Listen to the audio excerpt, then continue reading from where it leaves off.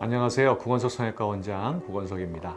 오늘은 매부리코 성형에 대해서 좀 자세히 알아보겠습니다. 흔히 매부리코 하면 콧등이 불룩하게 튀어나온 것을 얘기합니다. 뿐만이 아니라 동반되는 여러 가지 특징들이 있습니다. 이 사진에서 보면 콧등에 매부리가 불룩한 것, 그 다음에 코끝이 아래로 길게 처져 있는 것, 콧등이 이렇게 휘어 있는 부분, 그 다음에 코끝이 크고 뭉툭한 것, 콧등이 넓게 퍼져 있는 부분, 이렇게 5가지 경우가 동반되는 경우가 많은데, 이렇게 매부리코 수술에 있어서는 콧등의 매부리 정도, 코의 길이, 그 다음에 코끝의 모양, 그 다음에 휘어진 정도, 콧등의 넓이, 이 5가지를 잘 체크해야 될 포인트라고 생각이 됩니다.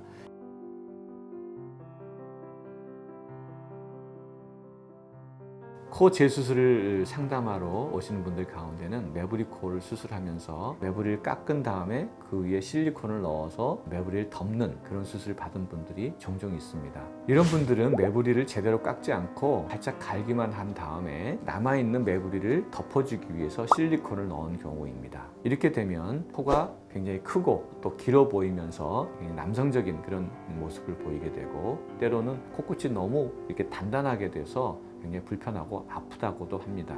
이렇게 실리콘을 이용해서 매부리코 수술을 하면 원치 않게 코가 굉장히 길고 커 보이면서 추후에 실리콘에 의한 부작용에 시달리는 경우도 종종 있습니다. 그래서 재수술을 상담받으러 오시는 분들을 종종 보게 됩니다. 자, 이번에는 실리콘을 이용해서 교정하신 분들의 잘못된 경우를 살펴보도록 하겠습니다.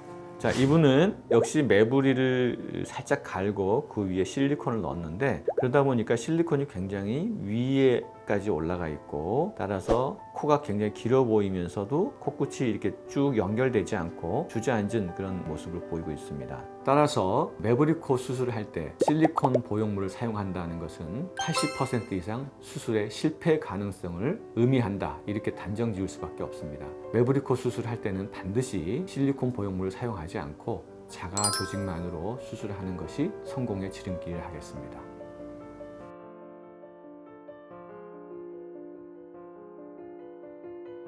매부리코에 사용되는 그런 기술적인 부분은 5가지로 크게 나눠볼 수가 있겠습니다. 첫 번째로 매부리 절제술, 그 다음에 쐐기 이식 또는 확장 이식, 그 다음에 절골술, 그 다음에 코끝 성형, 그 다음에 콧등의 윤곽을 자가 연고를 통해서 고르게 매끈하게 보완하는 방법, 이렇게 5가지로 우리가 생각을 해볼 수가 있습니다. 각각의 방법에 대해서 그림으로 또 설명드리겠습니다. 이 그림은 매부리코에 수술하는 개요도입니다. 매부리가 이 부분, 뼈와 중간 연골에 걸쳐서 매부리가 있는 경우가 많은데, 이렇게 매부리를 깎아내게 되면 이 콧등의 뼈가 이렇게 열리게 됩니다. 그래서 이렇게 매부리를 깎고 난 다음에는 천장이 열릴 수가 있는데, 그렇게 되면 이런 쐐기 이식을 통해서 다시 천장을 만들어 줘야 됩니다. 그래서 이 쐐기 이식을 할 때는 대개 비중격 연고를 채취해서 사용을 하게 됩니다.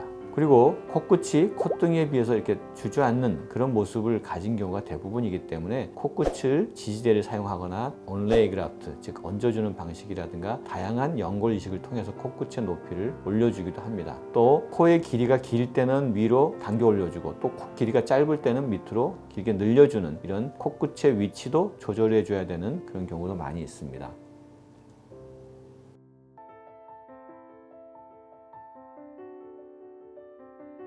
첫 번째로 이 매부리를 절제할 때는 굉장히 섬세하고 조심스럽게 해야 됩니다. 약간의 오차만으로도 콧등의 굴곡이 울퉁불퉁하게 남을 수 있기 때문입니다. 두 번째로 매부리를 절제하고 난 다음에 콧등이 열리게 되면 쐐기 이식을 해줘야 되는데, 매부리 절제하는 양을 정확하게 보고 쐐기 이식이 필요한지 아니면 필요가 없는지, 이 부분에 대해서 사전에 충분한 계획을 세우고 또 수술 과정에서 잘 판단을 해야 된다. 그렇지 않으면 쐐기 이식을 해야 되는데 하지 않는 경우에는 비밸브가 닫혀서 코막힘이 나타나고 굉장히 불편하게 됩니다. 또한 염증 반응도 굉장히 심하게 나타날 수도 있고요. 세 번째로는 절골술입니다. 절골술이라는 건 콧뼈를 모아주는 것인데, 매부리를 깎고 난 다음에 쐐기 이식으로 지붕을 만들어주고 절골술로 모아줌으로써 열려있는 지붕도 닫게 하고 넓어졌던 콧등도 모아서 날씬해 보이도록 하는 그런 효과가 있는데요. 절골술을 할 때 절골의 그 올바른 방향과 올바른 위치에 해줘야 코막힘이 나타나지 않습니다. 네 번째, 코끝 성형입니다. 코끝 성형 성형의 핵심은 코끝의 높이와 길이를 어떻게 우리가 원하는 만큼 정확하게 조절할 수 있는가 하는 것인데요. 이것도 역시 다양한 연고를 이용해서 다양한 테크닉으로 이것을 조절해야 되기 때문에 많은 경험이 필요합니다.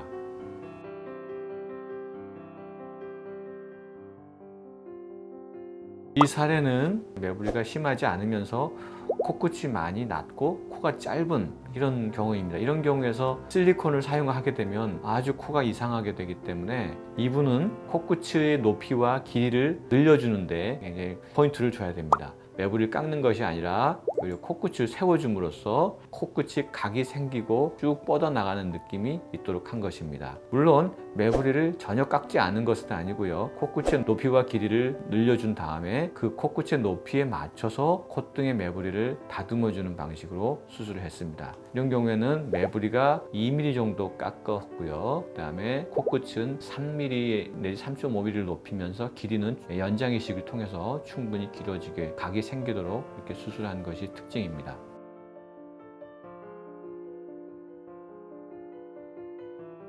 코가 많이 휘어 있고 매부리도 심하면서 코끝이 길게 처져 있는 남자 매부리 코입니다. 이런 경우에는 코끝의 크기를 많이 줄여주고 모아줌으로써 코끝이 좀 날씬해 보이도록 하는 것이 중요하고요. 또한 처진 코끝을 위로 올려줘서 코끝이 올라서면서 쭉 뻗어나가는 모습을 갖도록 해주는 것이 굉장히 중요하다고 했습니다. 이분은 코가 이렇게 휘어져 있기 때문에 쐐기 이식과 비중격 성형을 통해서 휘어진 부분을 바로 잡아주는 것도 매우 중요하다고 하겠습니다. 자, 옆에서 보면 매부리 절제는 4mm 정도 절제를 했고 코끝의 길이를 줄이고 높이는 올려줌으로써 코끝이 살아나는 느낌을 갖도록 해주는 것이 포인트였습니다. 물론 매부리 절제를 하고 쐐기 이식을 함으로써 내측 밸브를 유지해주는 것이 중요한 부분입니다.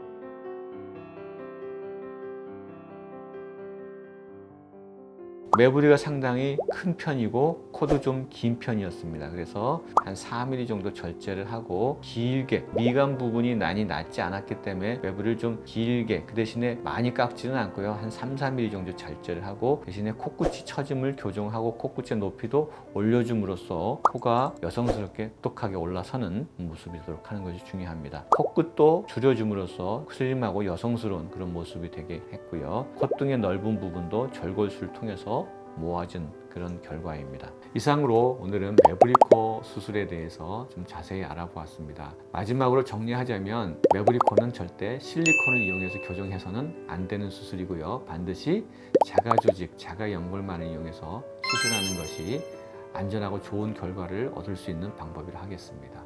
감사합니다.